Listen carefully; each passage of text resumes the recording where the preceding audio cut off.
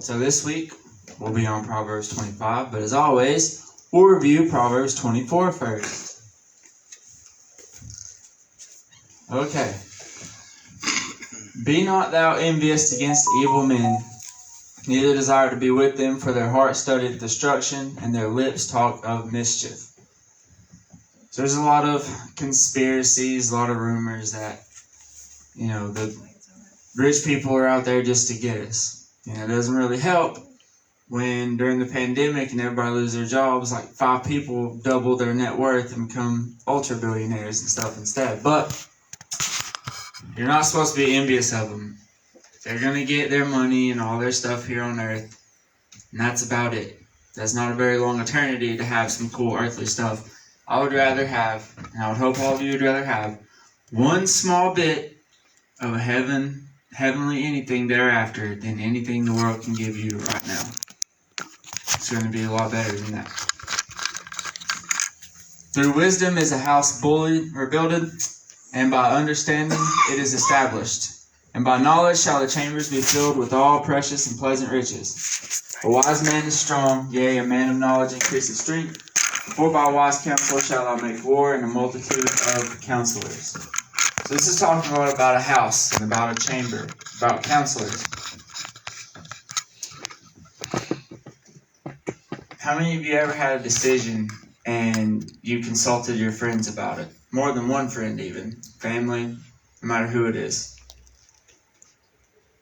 Everybody, right? We've all asked somebody for help a little bit before. What do you think about this? What do you think about that?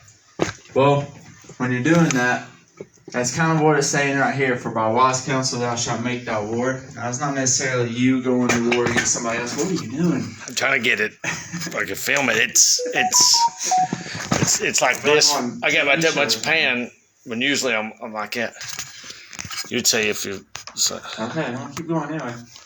But it's talking about just there's power in friendship. There's power in numbers. And people you can go to ask about stuff. Sometimes I'll get caught up in wondering what this means, what that means. And I have a couple people that I can go and ask about that. Whether it be Gary, Sean, Eric, different people here, different people at work. But it's wise to seek help of other people or to seek counsel of other people before you make any big decisions on anything. So wisdom is too high for a fool. He openeth not his mouth in the gate. He that deviseth to do evil shall be called a mischievous person. The thought of foolishness is sin, and the scorner is an abomination to men. If thou faint in the day of adversity, thy strength is small. If thou faint in the face of adversity, in the day of adversity, thy strength is small.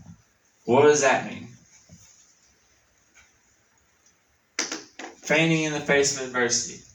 So you can train and train, study and study, and then when it comes time to apply it or use it, and then you don't, your strength is small in the first place. So if you go to church all the time, you study the Bible, you do this, you say you're a good Christian, and then the opportunity to sin comes and you jump right on it, as soon as you're faced with a little bit of a problem, you realize your strength wasn't where you thought it was. So don't faint in the day of adversity. If thou forbear to deliver them that are drawn unto death, and those that are ready to be slain, if thou sayest, behold, we knew it not, doth not he have that pondereth the heart consider it, and he that keepeth thy soul doth not he know it, and shall not he render to every man according to his works? That's a little bit complicated. That was a little bit of a tongue twister I had to study. But what it's saying here is, if thou forbear to deliver them that are drawn unto death, those facing a death sentence, and are ready to be slain, death sentence, if thou sayest, behold, we knew it not. Like, well, I didn't know that he was a murderer. I didn't know that he did that. Maybe you should let him go. You're not getting it past God, is what it's saying. Because doth not he that pondereth the heart consider it? And he that keepeth thy soul, doth not he know it? So whether someone's guilty or innocent, no matter whether you did or not, if you try to get out of the punishment, or you try to get someone into the punishment when they're not worthy of it, God knows either way, is what this is saying. And shall not he render to every man according to his works? My son, eat thou honey because it is good, and the honeycomb which is sweet to thy taste. There's a lot of honey in today's in both of these days. So shall the knowledge of wisdom be unto thy soul. When thou hast found it, then there shall be a reward, and thy expectation shall not be cut off. Lay not wait, O wicked man, against the dwelling of righteous, spoil not his resting place. For a just man falleth 7 times, and riseth up again, but the wicked shall fall into mischief. For the righteous shall fall 7 times, and get up again. How many of you have ever fallen in this sense? Nobody? Everybody just staying up walking? Gary said he did. At least he's honest. I have before too. You know, you think you're doing good and everything's strong, and then you do face that adversity that I was talking about earlier, and then you realize that your strength is weak. That you weren't as strong as you thought you were. But rather than just saying, oh, I'm weak, I guess it's just not for me, and giving up, what do? You get up again and again and again. It's not really a motivational speech so much as it's biblical. You don't really have an excuse to stop trying ever, especially when it comes to the Bible and through trying to walk as a Christian or being in the Christian life. Rejoice not when thine enemy falleth, and let not thine heart be glad when he stumbleth. Lest the Lord see it, and it displeases him, and he turn away his wrath from him. This one is emotionally hard to do. So, rejoice not when thine enemy falleth. How many of you have ever been happy when somebody did something bad to you, and something bad happens to them, you're like, yeah, see? That's probably everybody in here. But the kind of conflict here, I don't really know what you would call this. If you really want to get back at them, don't be happy when something bad happens to them, and something worse will happen to them. But God will do that for you. See how it gets kind of weird?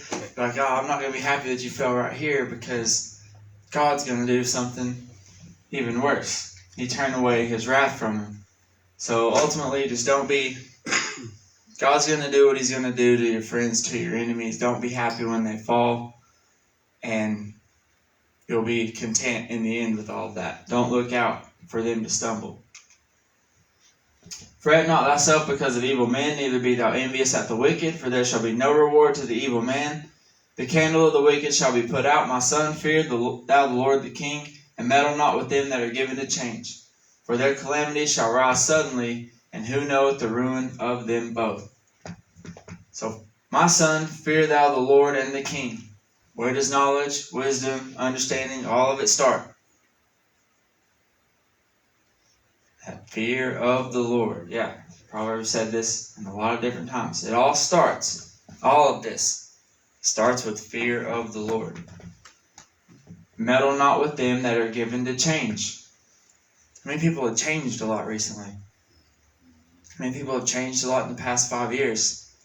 It took a lot of change to get everything to where it is right now. How many of them changed to get it so? Meddle not with them that are given to change. Why? Because tomorrow you might come, they might be meddling in something completely different. There's no roots. They're rootless in all this. For their calamity shall rise suddenly, and who knoweth the ruin of them both? These things also belong to the wise. It is not good to have respect of persons in judgment. He that saith unto the wicked, thou art righteous, him shall the people curse, the nation shall abhor him. But to them that rebuke him shall be delight, and a good blessing shall come upon them. Every man shall kiss his lips and giveth the right answer. That giveth the right answer. So somebody's doing a lot of wicked, and you know they're doing wicked. And then everybody else says, that's not wickedness, that's righteousness. The celebration of that, it says, him shall the people curse and nations abhor him, but in today's time, they get held a hero and just get even more and more followers and more fame, more and more money, and more of all that. Think about this. Can I use this one? Hopefully. So let's think about abortion. Who here thinks it's the right thing to do? Okay, what if somebody did and everyone says, no, you did the right thing. You're powerful, courageous. Go you, woman. Go you, man, who made your woman get that. That is an example of making something righteous, something that is not. And the more and more support they get, what do they think? Oh, it's okay to do. Look at all the support I'm getting. Same thing with homosexuality, right? The more and more support they get, the more they're like, oh, well, it's okay to do. It's a righteous thing to do because everybody's giving me all the support. But he saith unto the wicked, he that saith unto the wicked, thou art righteous, him shall the people curse, and nations shall abhor him. But to them that rebuke him shall be delight, and a good blessing shall come upon them. Kind of why I got up here and had to say it, right? So, prepare thy work without, and make it fit for thyself in the field, and afterwards build thine house. This is a scripture that's way more important and more informative than it leads to be. Prepare thy work without. So, if you let's say you just inherited a big new piece of property.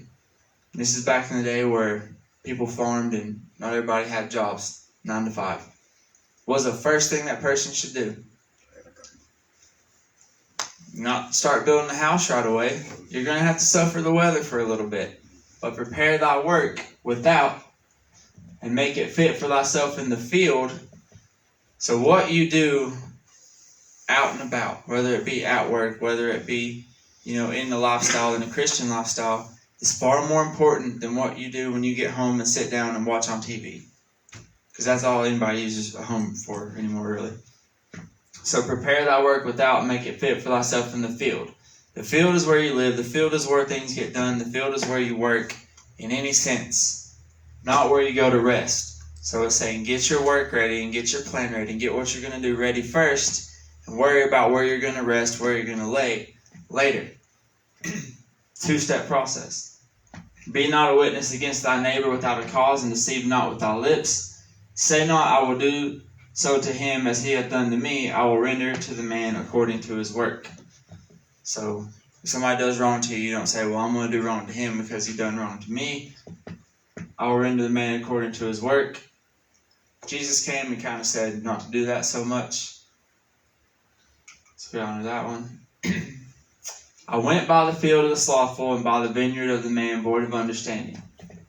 And lo, it was all grown over with thorns, and nettles had covered the fence thereof, and the stone wall thereof was broken down. Solomon was walking. He seen a farm where the farmers were lazy, the people were lazy, and it was all grown up, tithe booking. Then I saw and considered it well, and looked upon it, and received instruction. Yet a little sleep, a little slumber, a little folding of the hands to sleep. So shall thy poverty come as one that travelleth, and thy want as an armed man. So if you want something, if you have goals, if you have plans, if you want to get closer to God, if you want to get better at your job, if you want to get better at music or any kind of skill, you're not going to get better by sleeping on it. That's what he's saying. When you do sleep on it, all of a sudden you wake up, you wonder why you don't have it, you wonder why you're poor and there's thorns everywhere, and all it's going to do is make it harder to do when you actually start working again. Thorns don't quit growing just because you do. We'll say it that way. So as a quick recap of that, moving on to Proverbs 25. Proverbs 25 kind of starts over a little bit. Not really start over, but it does repeat a lot of different stuff because these are different Proverbs of Solomon to different people. Do you know what a proverb is? What that means? Wise sayings. Yeah, wise sayings. So a lot of these are really, it's not like he's writing a whole chapter about something. It's just little one-liners, little wise sayings. So when you're going, something happens, you think about it, you're like, oh, there's a proverb about this. Little sleep, little slumber, do that when you get new fields, or, we just got a new field, what do? First we got to prepare thy work. Remember the proverb? Work first in the house. So these are also Proverbs of Solomon, which the men of Hezekiah, king of Judah, copied out. So these are a different kingdom. They came and copied different Proverbs of Solomon. It is the glory of God to conceal a thing, but the honor of kings to search out a matter. The heaven for height, the earth for depth, and the heart of kings is unsearchable. So, starting off pretty intense right off the bat. It is the glory of God to conceal a thing. What does that mean?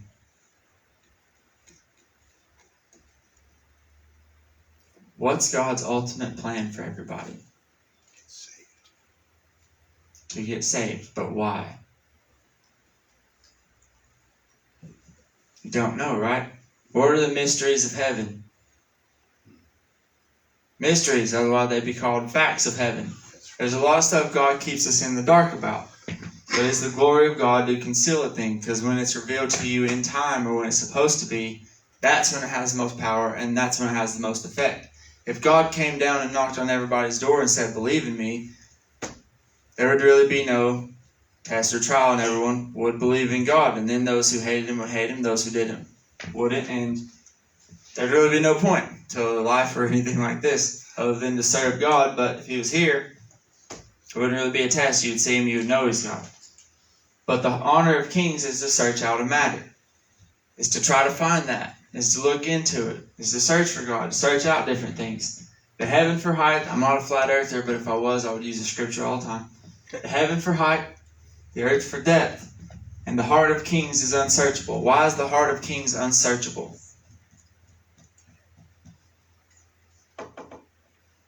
What's the life like of a king? How many other people want to be king when you're king? I'd say a lot of people would like to be president right now. I wouldn't. I don't think any of us would. But a lot of people would just like, oh, I would love for him to just fall right now. I could take this. It's a power struggle. It always is.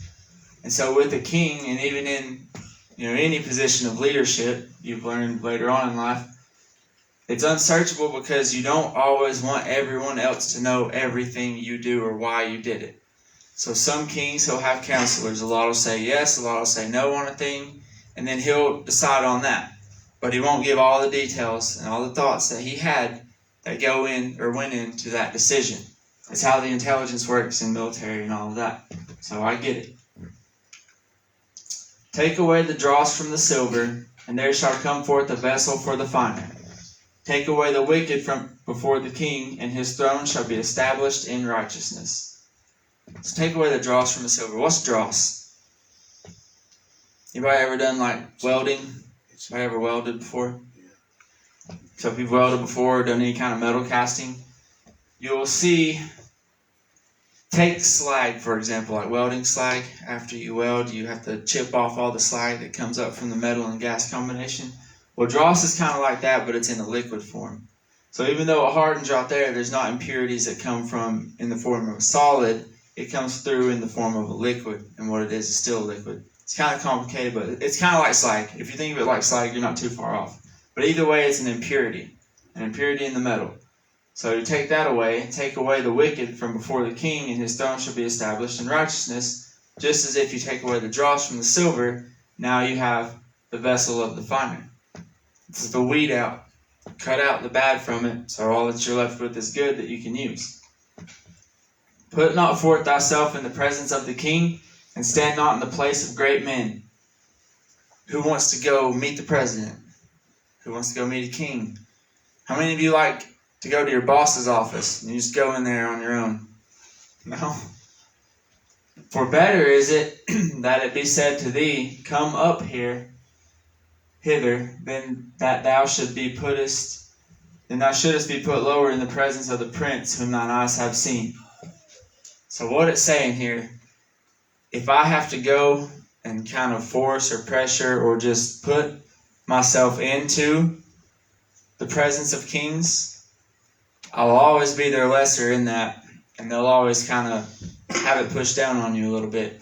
But if you do so much good that now the kings or bosses invite you up to their table, now they don't look at you as lower, they look at you kind of like, well, we invited him to be here, is why he's here. Why? Because he's doing all this stuff and all these good things.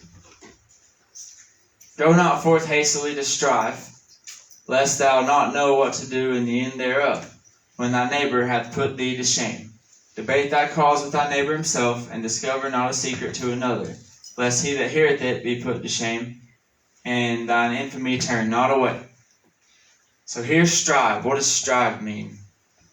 A couple different things, a lot of different things in the Bible, but this one comes from the word rib, like rib, but said a little bit longer. And it, in this case, means a suit or a case. and to conduct a legal case against somebody. So go not forth hastily to sue. Something just kind of small your neighbor does against you, and you're like, that's it, I'm suing him immediately, and you rush into it, you get everybody together, you say, I'm suing this guy. What to do, lest thou not know what to do in the end thereof. Okay, let's say your case goes through, and now you just sued your neighbor. What's your home life going to be like now?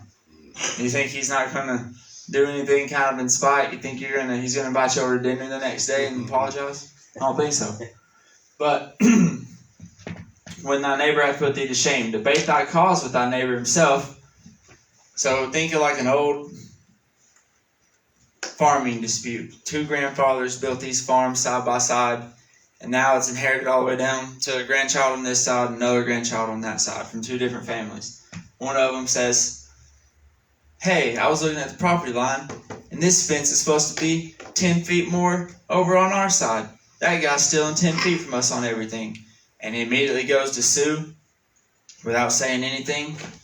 And then later, debate thy cause with thy neighbor himself and discover not a secret to one another. And then somebody else comes up, he's like, dude, are you going to move your fence?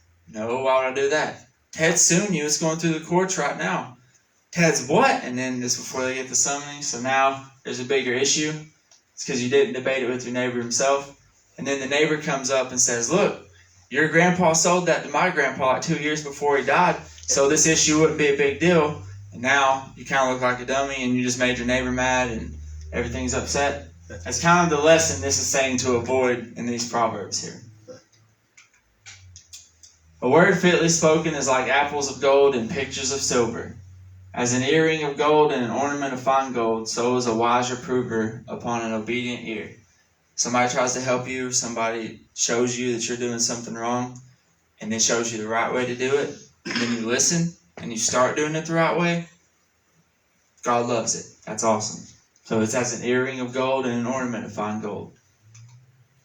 As the cold of snow is in the time of harvest, so is a faithful messenger to them that send him, for he refresheth the soul of his masters. So there are, believe it or not, a lot of things you can pick in winter, but right when it starts getting a little bit chilly, starts getting a little bit cold, you know it's harvest time. Why? Because that's an indicator of it. You can't argue it. You're like, oh, it's cold, it's time for harvest, otherwise it's going to frost over and freeze all the things it can't freeze. So it's just a clear sign, a clear message. And God likes that, something to be clear, proof that it is sent. Whoso boasteth himself of a false gift is like clouds and wind without rain. So a false gift in this sense is somebody being like, Gary, I got this amazing guitar, and you're a good musician. I'm going to bring you and give you that guitar. I'll see you next Sunday. Oh, I forgot that guitar. Oh, man, it's so awesome. It's golden strings. It's got silver bits signed by every famous person you can ever imagine. I'll bring it to you next Sunday. Next Sunday comes. Oh, I forgot it. I know where it's at, though. I'm going to get it. Keep promising and promising. Well, that is like a clouds and wind without rain. Or if a big storm clouds come up, thunder, lightning, wind everywhere, and it just never rained. You'd be like, what's going on? No rain from it though, right? By long forbearing is a prince persuaded, and a soft tongue breaketh the bone. Hast thou found honey? Eat so much as is sufficient for thee, lest thou be filled therewith, and vomit it. It's a little bit graphic the first time y'all came with the picture of vomit and everything. So what's saying again, honey is good, but too much of sweetness, too much of a good thing will make you sick, will spoil you. Imagine, look at today with a lot of the welfare systems and stuff. I'm not saying there's a whole lot wrong with a lot of welfare systems. Some people need help. There's a lot of people that don't need as much help as they're accepting or taking on. And if everything's free and everything's given to you, you have no desire to go out and do anything, make anything. It basically kills your drive to exist, and that's all you want to do is simply exist. Kills your drive to be different or want to do anything different. So, eat so much as is sufficient for thee, take your fill, lest thou be filled therewith, and vomit it. So Winnie the Pooh is a perfect example, right, for the kids or people my age. What happened when he ate a bunch of honey? You'll turn to that guy right there. He loved honey. He ate a whole bunch of it, and then he got stuck in the house that he was in and couldn't get out. And then eventually became a Chinese dictator or whatever. Withdraw thy foot from thy neighbor's house, lest he be weary of thee, and so hate thee. You ever had a friend or a neighbor or family member that came over like every day, just kept coming back over to your house, and you're like, is that kind of outstaying his welcome? Well, that's even biblical that he shouldn't be doing that, because it is kind of annoying. People just keep coming back, outstaying their welcome, so to speak. A man that beareth false witness against his neighbor is a maul, a sword, and a sharp arrow. So it's very warlike. It's a very wrong thing to do. It's a very thing that will anger people if you just lie about your neighbor for any reason or some reason. That's why it's one of the commandments. Don't lie about your neighbor if you say he didn't. Don't say he did something when you don't know if he did or not. Don't say he didn't do something if you know he did. In certain senses. That's where it gets a little tricky, but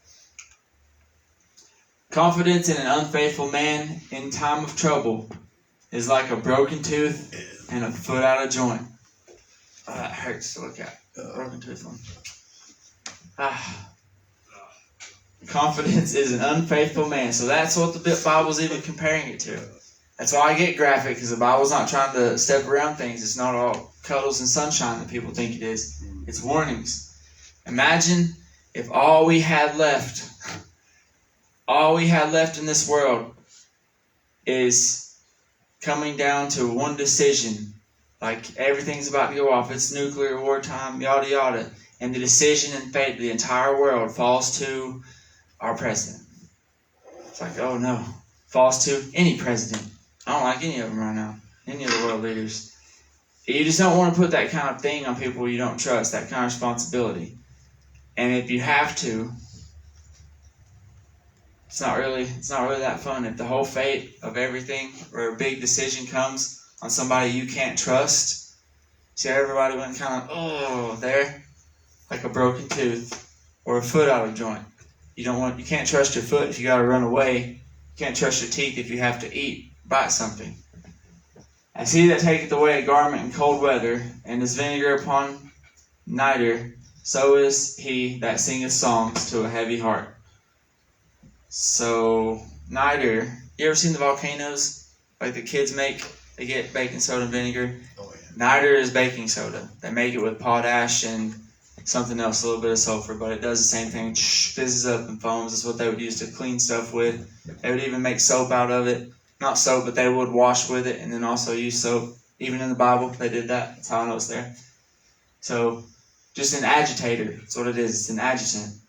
And as vinegar upon niter, so is he that sings songs to a heavy heart. So imagine if you're sad, you're not having a good time, your woman just broke up with you, dog just died, every just country song you can think of, and then somebody comes up and just starts singing a chipper happy birthday song to you, and you're just kind of like, not right now. Now's not the time I want to hear chipper happy songs like your birthday. I like this picture. It's a little small because nobody in there is having a good time. The person who took that picture definitely set every bit of it up. They're either embarrassed or just don't want to be there. That's kind of what it's like. If thine enemy be hungry, give him bread to eat. If he be thirsty, give him water to drink. For thou shalt heap coals of fire upon his head, and the Lord shall reward thee. So this is what it's saying about your enemies, kind of like it said before. And it's weird. If you want them to feel worse, do better to them. And don't feel bad when the worst happens to them, so it keeps getting worse for them. I know it's kind of complicated, but that's how God works. Don't retaliate. Pray for your enemies. You will heap coals of fire upon their head. The north wind driveth away rain, so doth an angry countenance a backbiting tongue. Here we go with this one again. This was a popular one here. It is better to dwell in the corner of a housetop than with a brawling woman in a wide house. So you can have a big, nice, awesome house with plenty of space and room, but if you got a woman in it that wants to fight you over everything, it's better to live in the corner of a rooftop with no covering and all that. As cold waters to a thirsty soul, so is good news from a far country. This one gets back to how we send out messengers, and it's good when you can trust a messenger and not have to lean on your broken foot or your broken tooth. A righteous man falling down before the wicked is as a troubled fountain and a corrupt spring. Who are these people?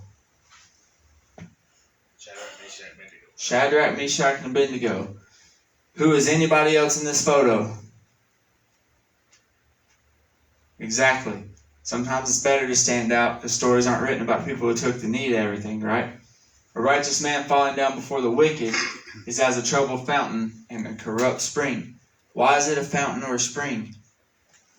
Why is it not just, oh, that's bad? Righteous men taking a knee is bad.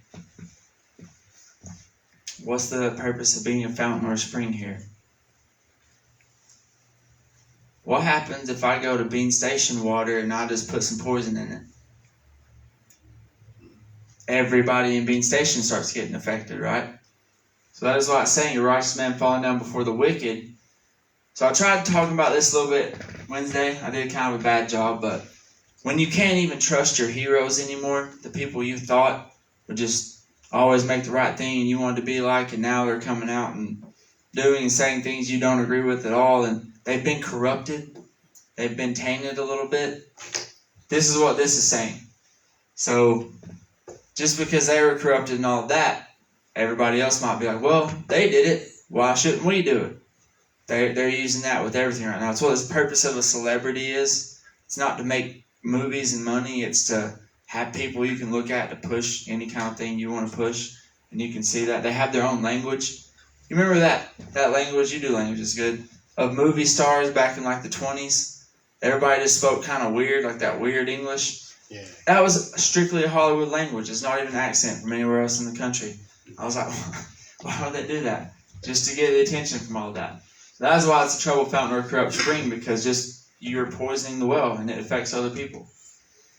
It is not good to eat much honey, so for men to search their own glory is not glory.